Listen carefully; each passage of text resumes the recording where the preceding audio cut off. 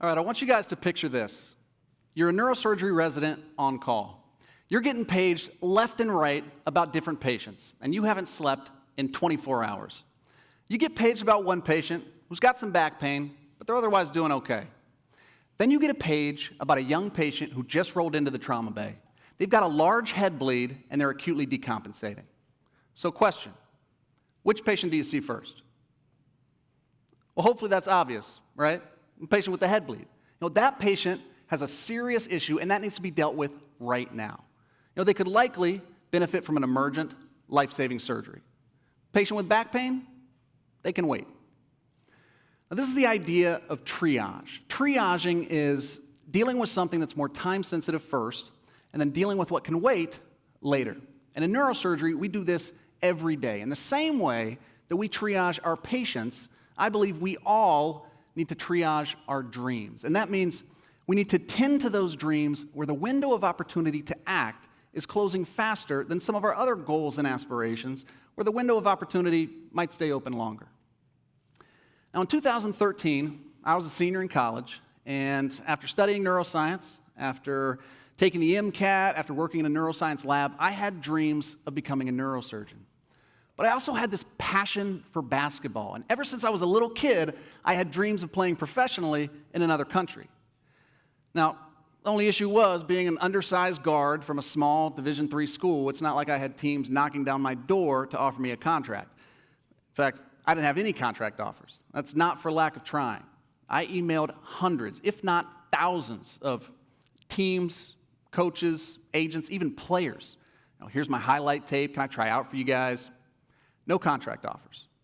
A lot of my professors, academic advisors, even my family members, people who were closest to me, they advised me not to pursue basketball. They cautioned me on what I'd be giving up, which was this prime opportunity to apply to medical school and chase this other dream I had. If I waited, I might not get in. I was getting more and more competitive each year to get into grad school. If I waited, I'd have to take the MCAT again, the entrance exam. There are all these reasons why I shouldn't pursue basketball. And besides, they would ask, what does basketball have to do with brain surgery? So with zero contract offers and seemingly more opportunity with the more traditional college to graduate school to career type of path, I had serious doubts whether pursuing basketball would be the right thing for me to do. Then I reached out to a man by the name of Ben Battori. He was a former professional basketball player who played in a couple of different countries, and funny enough, he actually played here at Brown 35 years ago. I met him over the phone, explained my situation to him about how I was weighing applying to medical school versus chasing this lifelong dream I had. He heard me out and he said, "Alex, you've got the rest of your life to be a doctor. But if you don't pursue basketball now, you'll never be able to play. Why don't you just show up on the doorstep of some of these teams and try out? Worst case scenario is you don't get a contract, but you'll have a hell of a story to tell." So that's what I did. That amped me up. I bought a one-way ticket to Europe. I lived out of a hostel, traveled around, trying out for different teams, just showing up at gyms. Hey, can I try out? One team actually responded to one of my emails and said, "You look like a good player, but our roster's set. We don't have any money in the budget for you. Don't bother coming." Well, that was enough of an opening for me. All I heard was, "You look like a great player." So what did I do? I found out when their first preseason exhibition game was going to be. I took a train to that city, showed up the morning of, introduced myself, and luckily, they let me suit up because it was just a preseason game. In that game, I was the leading scorer coming off the bench. I scored 30 points against a top-tier team. And afterwards, the owner came up to me and said, "We've got to figure out a way to get you here this season." Well, it just so happened I was flying to Ireland the very next day to try out for another team. And so I said, another team is flying me out, Might have stretched the truth on that one a little bit, used that as leverage. And that was me negotiating my first professional contract. And that started this 4-year adventure that led me to live in 8 different cities, in 4 different countries, play for 4 different professional organizations, all while realizing this lifelong dream of playing professional basketball, traveling the world, meeting some amazing people. And what I learned on this journey was way more impactful than anything I could have learned in the classroom. And I think it's made me a better neurosurgery resident today and a better doctor to my patients. I want to share some of those things with you. So the first thing that I want to talk about is the power of reframing. Now, up until my college graduation, my life had been so regimented. Train hard, study hard, get good grades, move on to the next grade. I always knew what was coming next. And so it felt really uncomfortable to have this massive unknown looming ahead of me after graduation, especially as all my best friends, all my classmates, they had great jobs lined up. They had already been accepted to grad school. They knew what they were doing. Me, I didn't know what I was doing. I didn't know if I was making the right decision. I didn't know what country I would end up in. I didn't know what language my teammates would speak. And all this unknown was terrifying for me at that time. But all it took was this shift in perspective, this reframing. I started to look at things as if it was a game, as silly as that sounds. The unknown in the game of basketball is whether you're going to win or you lose. And that's what makes it exciting. That's why you play the game. And so by looking at it this way, I started to feel my anxiety turn into excitement.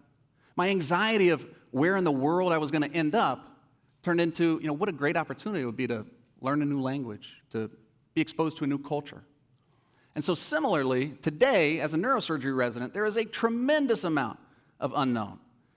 As a resident, when you're on call, for a 24-hour sleepless period, you're holding a call pager, and that thing is ringing off the hook. And on the other end of that line is some sort of neurosurgical emergency that you, the one holding that pager, need to tend to. Now, these are life-threatening traumas, patients coming in with ruptured aneurysms, patients coming in who are acutely paralyzed. And as you can imagine, from a young trainee's perspective, this can be overwhelming. This can lead to burnout. This can lead to complaining. This can lead to a genuine dread of holding that call pager, or what we call the pre-call scaries. But again, all it takes is a shift in perspective, this reframing. When you reframe the situation, you quickly realize how much of a privilege it is to hold that call pager, to be the first person to be able to respond to a patient in need, to save lives. How each new and difficult case you get exposure to is just experience that's ultimately making you a better neurosurgeon, making you a better doctor. And so when you choose to look at things this way, instead of dreading taking call, you start to look forward to it. You start to ask yourself, how am I going to get better today? Which new and difficult case am I going to get exposure to today?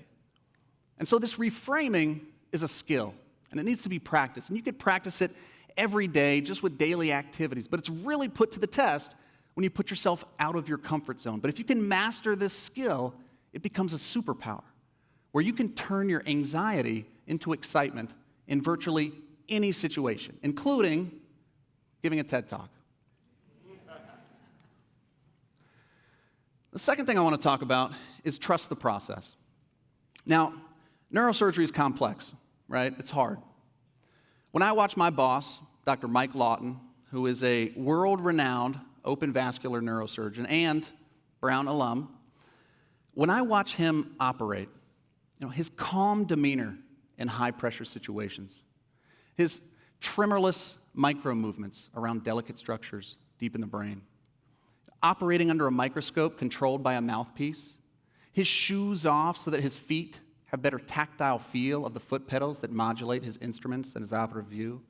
This is a full mind, body, physical feat that is awe-inspiring to witness. And it's easy for me to look at that and think, how in the world am I ever going to be that good?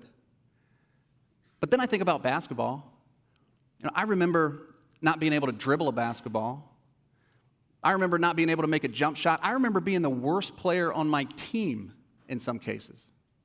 And so how did I go from that to getting paid to play basketball at a very high level, to feeling comfortable having the ball in my hands for a last-second game-winning shot as thousands of fans were screaming, hoping that I missed?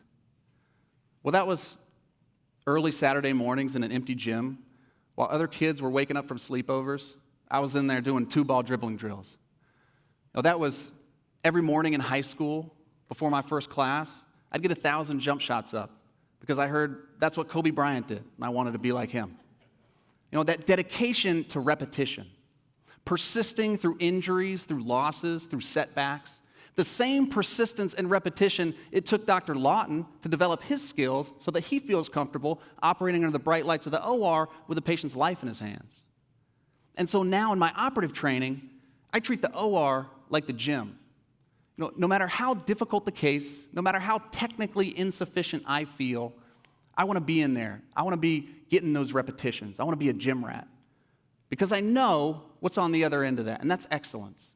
And having gone through that process before makes it much easier to trust that process going forward. Different arena, but same algorithm. Persistence and repetition. Trust the process. The last thing that I want to talk about is the importance of seeking mentors. Now, Henry David Thoreau said that many people lead lives of quiet desperation. Many of us, we have these dreams inside of us, but a lot of these dreams go unfulfilled simply because we don't pursue them. We keep those dreams to ourselves. We don't tell anybody about it. And that leads to these lives of quiet desperation. So the first step is to acknowledge your dream, but then you need to voice your dream. And I don't mean voice it casually with your buddies while you're having some beers. No, seek out mentors, specifically someone that you've identified has done what you want to do. The world is small. Reach out to these people. Learn from their experience, listen to their advice, and use that to construct your own path to whatever goal it is that you have in mind. A lot of us, we have this idea that mentors are people that we work with over extended periods of time and develop these deep relationships with, but that's not always the case. Those mentors are great, but sometimes the most impactful mentor is a perfect stranger, but somebody that you've identified has been there and done that. Somebody that you reach out to, they're kind enough to give you a few minutes of their time, hop on a phone conversation with you, and give you advice that gives you the courage to pursue something that others said was a bad idea. In my case, that was my conversation with Ben. So here's the deal. You've got to triage your dreams. For me, that was pursuing basketball before neurosurgery, but there's nothing special about basketball or neurosurgery. For you, it's likely something totally different, but the fact is that the window of opportunity for some goals closes faster than the window of opportunity for others. Don't be afraid to break away from the traditional path. Take some risk and follow your passion. Follow these opportunities while you still have the chance, no matter how unrelated they are to your future career aspirations, because I believe that the passionate pursuit of excellence in any topic transcends disciplines. Not only will pursuing your passion fulfill you, not only will it differentiate you from your peers, but you'll gain skills, experiences, and confidence that will benefit you in your future endeavors, in your future career, in ways that you could never imagine. And at the end of it all, you'll have a hell of a story to tell. Thank you.